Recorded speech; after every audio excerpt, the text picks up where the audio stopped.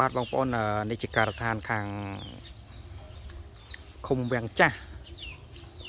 បាទឃុំវាំងចាស់ស្រុកឧដុង្គខេត្តកំពង់ស្ពឺបងប្អូនមកយើងត្រៀមបញ្ចប់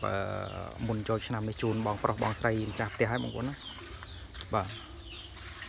យើងនៅតែការងារក្រោតិចតួចហើយនឹងថ្នាំខាងក្នុងតិចតួចហើយនឹងការងារឈើបាទហើយជា3 4ថ្ងៃទៀតយើងបញ្ចប់ជូនគាត់ហើយនឹងទ្វារសុវត្ថិភាពមុខបងប្អូន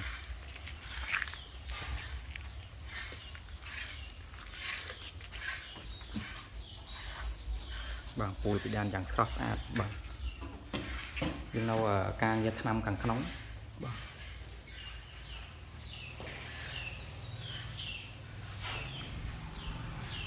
ផ្ទះនេះម៉ូតស្រស់ស្អាតមែនទែនបងប្អូនបាទនេះបន្ទប់គេងទី1យើងមានបន្ទប់ទឹកក្នុងនឹងស្រាប់បាទ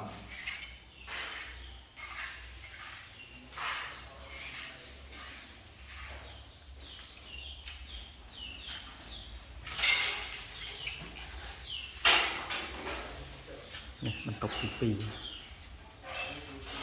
បាទផ្ទះនេះដែរយើងមានបន្ទប់គេង2បន្ទប់ទឹក2និងចង្ក្រានបាយបាទ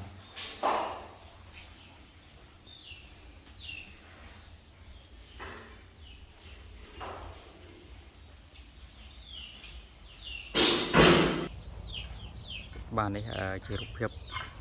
បាទខាងក្រៅបងប្អូនណា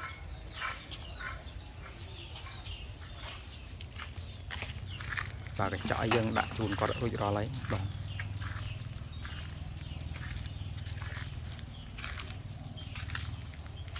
នេះទ្វារសុវត្ថិភាពដែលយើងត្រូវដំឡើងជូនគាត់បាទ